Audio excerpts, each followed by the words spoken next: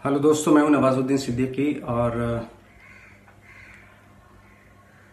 कई बार मैंने सोचा कि अपने दोस्तों से मुखातिब हूं, बट और मैं हुआ भी मुकेश छाबड़ा के साथ इंस्टाग्राम लाइव पे। बट वो चूंकि लॉकडाउन में मैं भी अकेला फंसा हुआ हूं, तो वो टेक्निकलिटीज़ की वजह से पॉसिबल नहीं हो पाया। क्योंकि मैंने कभी ये हैंडल नहीं किया, ये कभी ऑपरेट नहीं किया, इंस्टाग्राम, ट्विटर और ये सब इस तरह की चीज़ें। बट फिर मेरे दिमाग में आया कि एक वीडियो बना लेता हूँ और उस वीडियो को सोशल मीडिया पे डलवा देंगे या डाल देंगे, जैसे भी है। डेफिनेटली एक अजीब सा टाइम चल रहा है, ऑफ कोर्स, लॉकडाउन का। और ऐसा बुरा सपना कभी नहीं सोचा था कि भाई ये हम लोग हमेशा सोचते थे कि बुरा वक्त कभी आएगा तो 50 साल बाद या 100 साल बाद आएगा, जब हमारे बच्चों के बाद शायद आएगा। लेकिन हमें शायद ये नहीं मालूम था कि हमारे ही सामने आ जाएगा। लेकिन ऐसे बुरे वक्त में बहुत सारे अच्छे लोग भी हैं जो आगे आगे आके अपनी जान की परवाह किए बिना लोगों की हेल्प भी कर रहे हैं। ऐसे उसमें लाइक जैसे डॉक्टर्स हैं, नर्सेज हैं, मेडिकल स्टाफ है, पुलिस है, और बहुत सारे लोग हैं जो सब कुछ अपना जितनी जिसकी हैसियत है उस हिसाब से सपोर्ट कर रहा है और डोनेट भी कर रहा है। सरकार भी सोच रही है। कुछ लोग फंसे हुए हैं, उनके कुछ लोग भूखे भी होंगे, कुछ लोगों को खाना नहीं मिल रहा। तो डेफिनेटली आई होप कि जल्दी से उन तक हेल्प पहुंचे, और पहुंच भी रही है, पहुंचाने वाले पहुंचा रहे हैं। चूंकि इतनी बड़ी आबादी वाला देश है, थोड़ा वक्त लगता है, और आई एम श्योर कि सरकार भी कर रही है और सोच भी रही है कि क्या कुछ बेटर हो सकता है सबके लिए। बट इसमें पैनिक होने की ज़रूरत नहीं है कि ये एक वक्त बुरा है। अगर हम सब मिल के इसका सामना करेंगे तो शायद बहुत जल्दी ये ख़त्म भी हो जाएगा। बहुत जल्दी हम एक बुरे सपने से उठ के एक अच्छे सपने में आ जाएंगे। अब तो वो अच्छी चीज़ें भी एक सपना लगने लगी। तो जैसे हमने कभी नहीं सोचा था कि एक बुरा सपना हमारी रियलिटी हो जाएगा, तो हमारा फ़र्ज़ बनता है कि अब वो अच्छा सपना जिसके हम बातें करते हैं वो भी रियलिटी हो। अच्छे सपने से मेरा मतलब है कि जहाँ पे सबका सम्मान हो, सबको प्यार मिले, और अगर कोई प्रॉब्लम में है तो उसको हम सपोर्ट करें। यही एक अच्छा सपना होता है, और किसी को फील ना हो। लॉकडाउन के दौरान कई बार ये मेरे दिमाग में आया कि क्या करें, क्या कहा जाए। तो फिर मैंने ये भी दिमाग में आया कि कुछ लिखा जाए। बट लिखना एक बहुत सीरियस आर्ट है। बहुत सारे लोगों को लगता होगा चलो इसमें लिखा जाए, बट मुझे लगा कि जो मेरा प्रोफेशन है, जिसमें हम लोग काम कर रहे हैं बरसों से, उसको और तराशा जाए। बीइंग ए स्टूडेंट वापस से स्टूडेंट बन के, सिनेमा का स्टूडेंट बन के। बहुत सारे मेरे दोस्त हैं जो पहले से लिख रहे थे और इस दौरान वो और बहुत अच्छा लिखने लगे। जैसे मेरा एक दोस्त है जय हिंद, बहुत अच्छी कविताएं लिखने लगे वो। तो मैंने डिज़ाइन किया अपने इस लॉकडाउन को, कैसे क्या किया जाए इसमें। तो फिर मैंने प्लान किया कि जो मेरे फेवरेट एक्टर्स हैं उनकी फिल्में देखता हूँ। मैं 5 फिल्में एक एक्टर की देखता हूँ। जैसे कुछ एक्टर्स हैं, जैसे बहुत सारे एक्टर्स हैं, लेकिन कुछ का नाम लेता हूँ। जैसे एंथनी हॉपकिंस हैं, डेंजल वॉशिंगटन है, मैथ्यू मैकेनरी है, केविन स्पेसी हैं, रिकार्डो डेरिन, टोनी लैंग, इस तरह के एक्टर्स हैं कि उनकी 5-5 फिल्में देखी जाएं। तो मैंने उनकी 5-5 फिल्में देखनी शुरू की। तो उनकी आर्ट, उनके थॉट, उनके प्रिपरेशन के बारे में मालूम हुआ कि किस तरीके से वो तैयार करते हैं चीज़ों को। जैसे फॉर एग्जांपल, जैसे मैं अगर नाम लूँ एंथनी हॉपकिंस का, तो जैसे मैंने उनकी 2 फिल्मों का जिक्र करता हूँ मैं उनकी। एक टू पॉप्स थी और एक remains of the day. Remains of the day में वो हार्डकोर बटलर बने हुए हैं, बहुत ही प्रोफेशनल बटलर बने हुए हैं, जो अपने मालिक के हाजी के ताबेदार होते हैं। लाइक अगर उनके मालिक ने कहा कि आज रात को बोला कि दिन है, तो वो उनको मालूम है कि रात ही है, बट वो सर हिला देंगे, क्योंकि उनका फोकस सिर्फ अपने काम पे है। तो धीरे धीरे आपको लगने लगता है कि वो इतना जेन्युइनली, इतना उस प्रोफेशन को इतना अच्छे तरीके से उन्होंने अपनाया, तो लगने लगता है कि जेन्युइनली लगने लगता है कि ये बरसों से बटलर है। इवन दो कि वो उनका जिस लड़की को लेके, मिस कीटन को लेके अगर उनका इमोशन भी है तो वो भी जाहिर नहीं करते ही कि शायद मेरे प्रोफेशन में थोड़ी कमी आ जाएगी अगर मैं उसके सामने अपने इमोशन को जाहिर करूंगा। तो ये एक बात थी।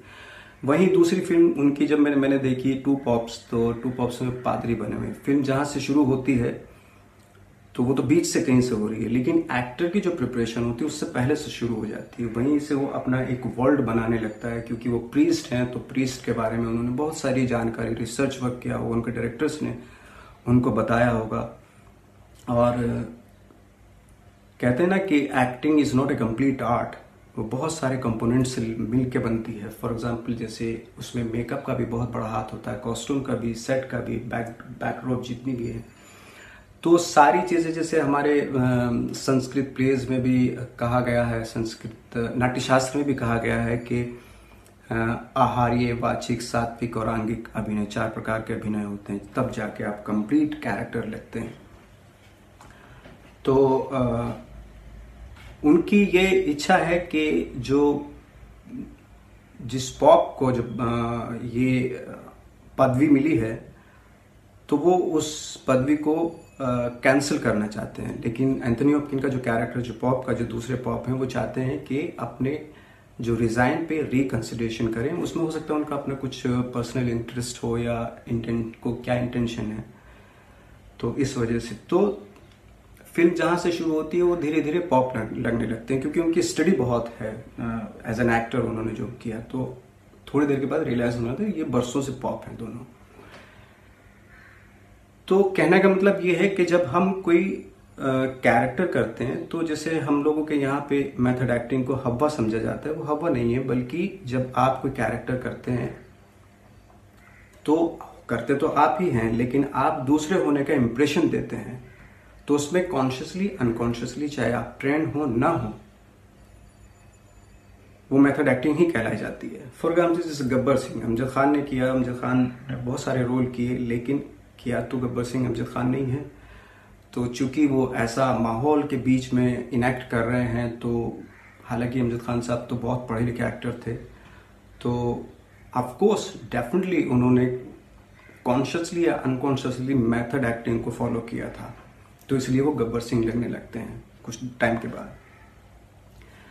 तो मैंने रियलाइज किया कि एक्टर तो वही होता है, लेकिन चूंकि सिचुएशन बदल जाती है, उस एक्टर अपना थॉट बदल देता है। उसी भले ही एक्टर बहुत इंटेलिजेंट हो, पर्सनली बहुत इंटेलिजेंट हो, लेकिन जब आप कोई कैरेक्टर करते हैं तो उसी थॉट, जितना उसकी आईक्यू है, जितना उसका दिमाग उस कैरेक्टर का, उतना ही सोचना पड़ता है।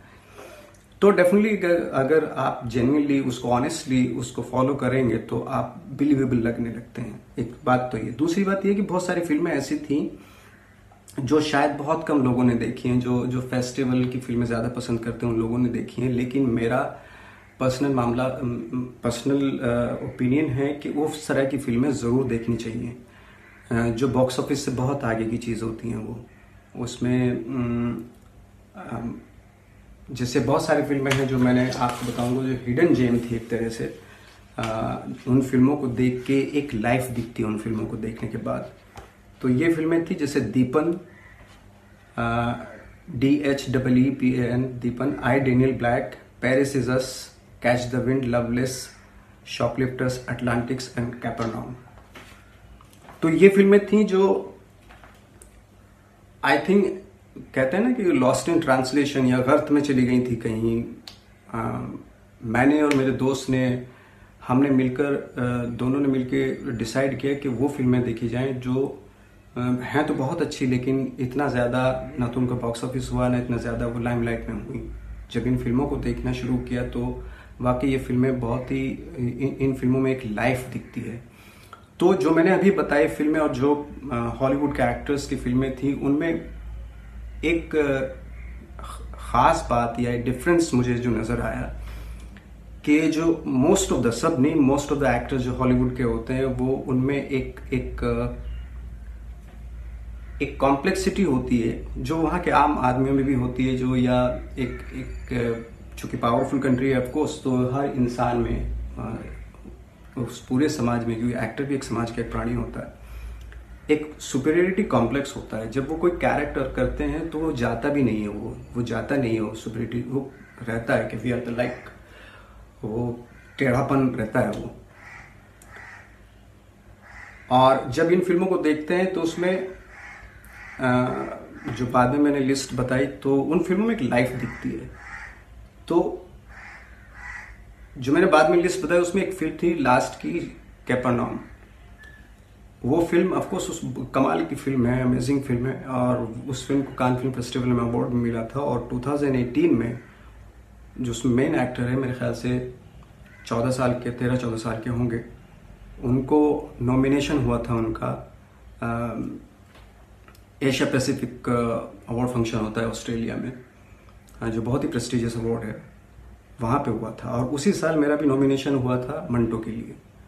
और जब मैंने फिल्म देखी तो अवार्ड तो हालांकि मुझे मिला था, लेकिन जब मैंने फिल्म देखी कैपर्नाउम, तो मुझे पहली बार रियलाइज़ हुआ कि अवार्ड मुझे गलत मिला। हालांकि मंटो मेरे दिल के बहुत करीब थे, मैंने बहुत मेहनत की थी, बट उन सब चीज़ों के बावजूद भी मुझे पहली बार ऐसा महसूस हुआ कि यह अवार्ड उस एक्टर को मिलना चाहिए था।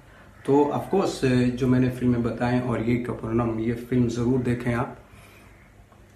बाकी ये है कि मेरी एक फिल्म OTT पे एक रिलीज़ होगी ZEE5 पे, जिसका नाम है धूमकेतु। तो फैमिली एंटरटेनमेंट है और आप ज़रूर देखें। Thank you very much.